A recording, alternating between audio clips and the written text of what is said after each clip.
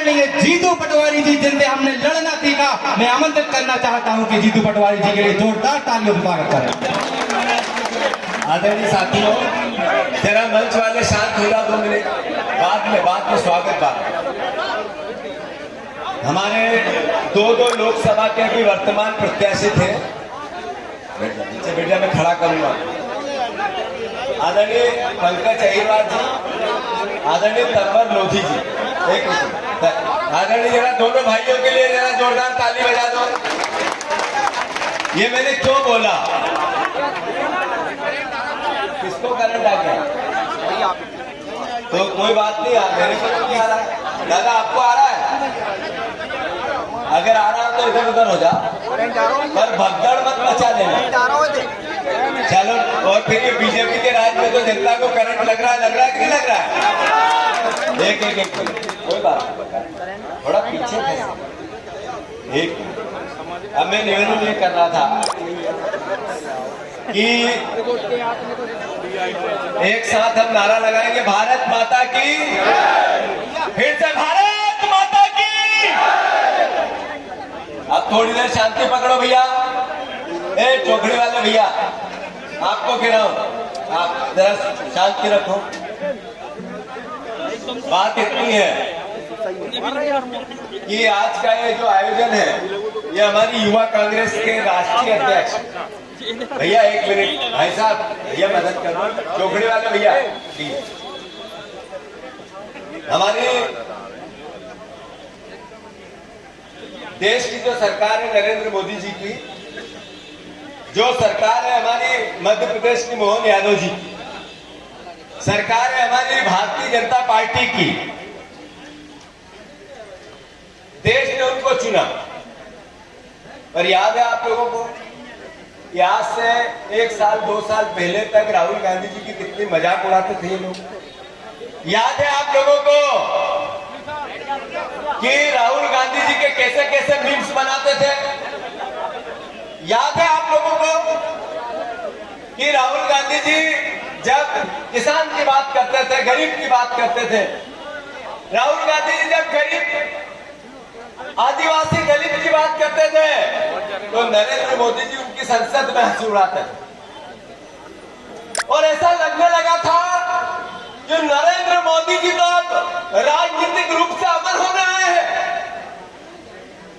बातें जब टीवी पे नरेंद्र मोदी जी बोलते थे तो इंटरव्यू में कहते थे कि मुझे सीधा भगवान ने भेजा है, मुझे तो बायोलॉजिकल हुई नहीं, मैं जो सांस लेता है, जिसको ब्लड निकलता है, जो पंच तत्व का बना हुआ ये पुतला जिसको हमारे धर्मों में कहा जाता है, वो नहीं है मोदी जी।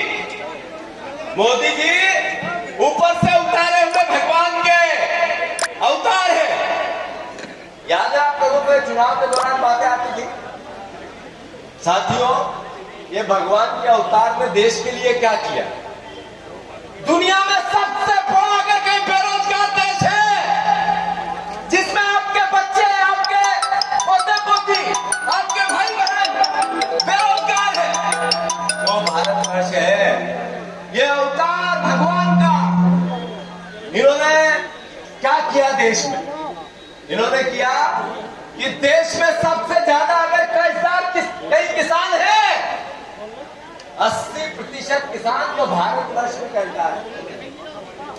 इस देश में बांग्लादेश जहां पे भी तांडव चल रहा, प्रधानमंत्री को भागना पड़ा, उससे ज्यादा महंगाई कहीं है खाने पीने की चीजों में, तो भारतवर्ष में है। सर्च कर लेंगे हम कितने सहनशील लोग हैं, कितने संयमशील लोग हैं, कितना लोकतंत्र का सम्मान करते हैं। भारतवर्ष के परिवार के लोगों ने, वहां महंगाई बढ़ गई बांग्लादेश में, लोग आंदोलित हो गए, और हमने अपनी सरकार जिसको हमने चुना उसका सम्मान किया। हम उसके खिलाफ नहीं, उसके खिलाफ बातें करते रहे। अरे नरेंद्र मोदी जी ने कैसा देश बनाया जिसमें आप लोगों ने वोट दिया, देश की जनता ने दिया। 7 साल में 70 परीक्षा के पेपर लीक हो गए। हर एग्जाम होती है, वहां एग्जाम में घपले और घोटाले होते हैं। नीट की, नर्सिंग की, पुलिस की, मेडिकल की, शिक्षकों की कौन सी ऐसी परीक्षा जिसमें घपले और घोटाले नहीं हुए? कैसा देश बनाया नरेंद्र मोदी जी ने। ये दुकान मेडिकल की है, दवाइयों की, ये दवाइयों के भैया है। अगर इनमें थोड़ी सी भी सच्चाई होगी तो बताएंगे कि कांग्रेस का राज था 7 साल पहले देश में, जब क्रोसिन का क्या भाव था, बीमारी का, दाढ़ी वाले भैया, और आज क्या है? जो दवाई, बुखार, बीमारी 500 रुपए में दूर होती थी, अब 500 रुपए, 800 रुपए, 1000 रुपए लगते हैं। सही कह रहा हूं कि गलत? ये बहने बैठी है, इनको कहा लाडली बहना 1200 धपा सबसे वोट ले लिए। सही है कि गलत?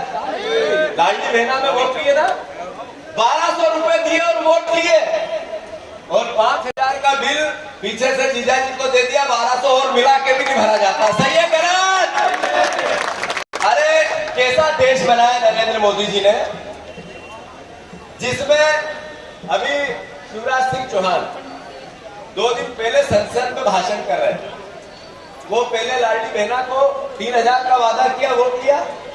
किसान को 2700 रुपए के गेहूं का वादा किया, वोट लिया। फिर 3100 धान का दाम का बात करी और वोट लिया। 450 रुपए में गैस सिलेंडर दूंगा और वोट लिया। मोदी जी को ये पसंद नहीं आया, उन्होंने पर्ची भेजी और मुख्यमंत्री बना दिया मोहन यादव को। सही है कि गलत? पर्ची का मुख्यमंत्री, काय का मुख्यमंत्री? आदरणीय मुख्यमंत्री जी ने एक दिन जब हमारे विधायकों ने पूछा, राम सिंह भारती जी ने पूछा कि भैया आपने घोषणाएं की थी, ये पूरी कब होगी? तो उन्होंने कहा रामायण और गीता जैसा वचन पत्र है ये। वो रामायण और गीता आज तक बातचीत नहीं भैया ने, आज 7 महीने हो गए, और अब कहते हैं जन्माष्टमी सरकार बनाएगी। आदरणीय मुख्यमंत्री जी, भगवान कृष्ण, गीता का ज्ञान, गीता का सार, ये केवल भारतवर्ष के लोग नहीं सुनते, केवल देश के भारतवर्ष में रहने वाले हिंदुओं के लिए नहीं हो, ये दुनिया में जो जीव है, जिसकी सांसें चलती है, वो किसी भी प्रकार का जीव, इंसान भी अलग अलग, ये सृष्टि, इसका कण कण गीता का मान सम्मान आदर और उसके पाठ को जीता है, उसके जीवन को जीता है।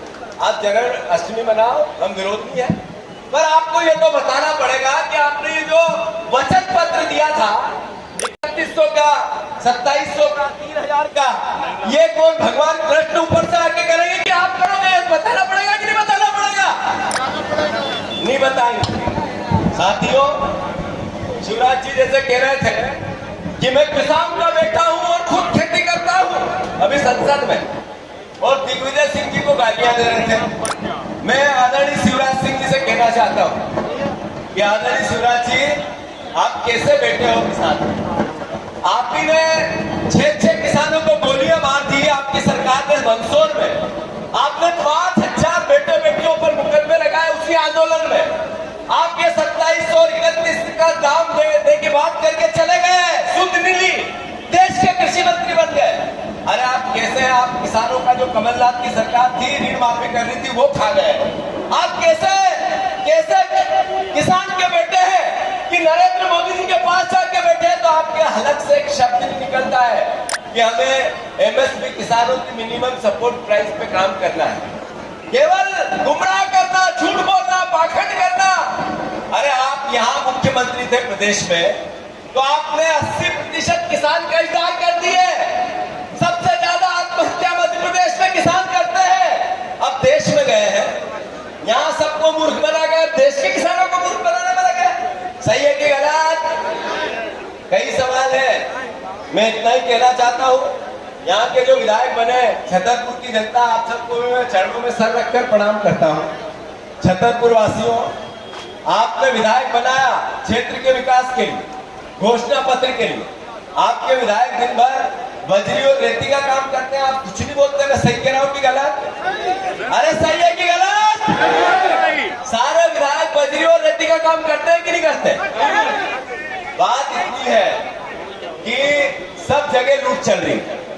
सबसे ज्यादा अगर कहीं भ्रष्टाचार है तो मध्य प्रदेश में। ये सरकार सरकार नहीं है, ये सरकार बीजेपी की सरकार नहीं है, ये सरकार मोहन यादव की सरकार नहीं है, ये सरकार माफियाओं की सरकार है। काहे की सरकार है?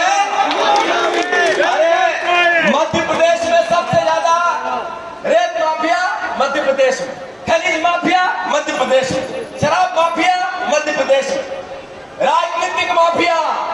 हमारे इंदौर में वो प्रत्याशी का अपहरण कर लिया, इधर खजुराहो में उसका फॉर्म रिजेक्ट कर दिया, तो राजनीतिक माफिया मध्य प्रदेश में। अरे जमीन माफिया मध्य प्रदेश में, शिक्षा माफिया मध्य प्रदेश में। ये मोहन यादव की सरकार नहीं है, किसकी सरकार है? एक साथ बोल के बताओ, किसकी सरकार है? माफियाओं की सरकार है। मैं इतना ही अनुरोध करता हूं अंत में कि कांग्रेस पार्टी वो पार्टी है जिसने देश को आजाद करा।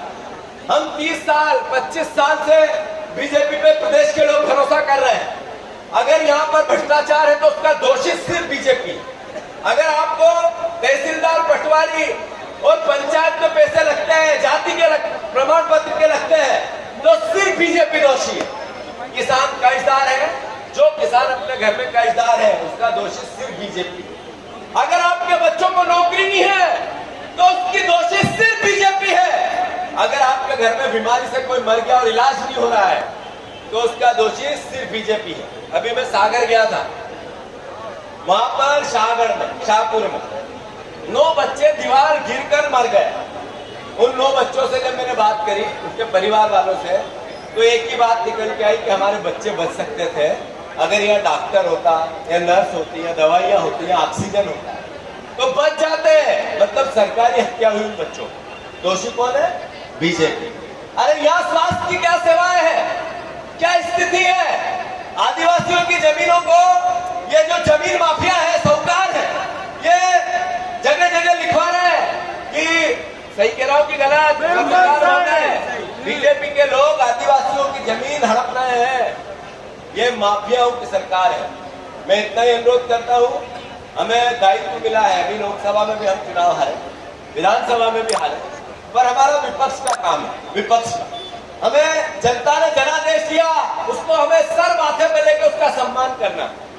और कांग्रेस पार्टी आने वाले दिनों में पंचायतों में एक एक अध्यक्ष नियुक्त करेगी, कांग्रेस पार्टी ग्राम पंचायत अध्यक्ष।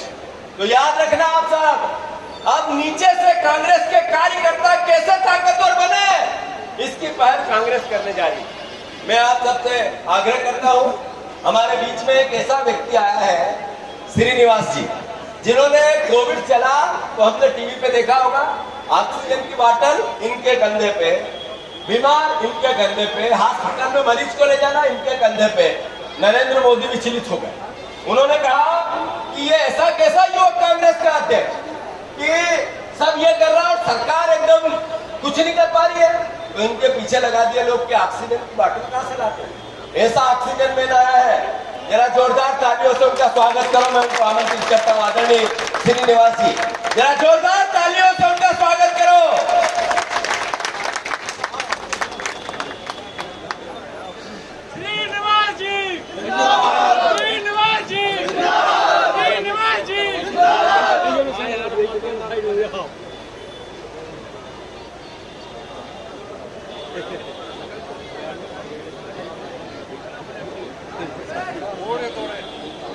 सुबह से लगातार आप लोग ने दूर दूर से आके सबका भाषण सुन रहे हैं।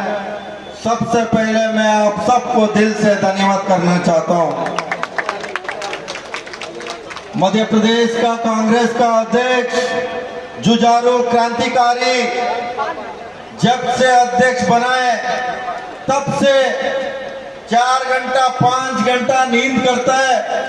हमेशा संगठन को मजबूत करने के लिए मध्य प्रदेश में जो बीजेपी सरकार किस तरीके से लूटने का काम कर रहे हैं, जो नर्सिंग घोटाला से लेके हर इश्यू पे आवाज उठाने का काम कोई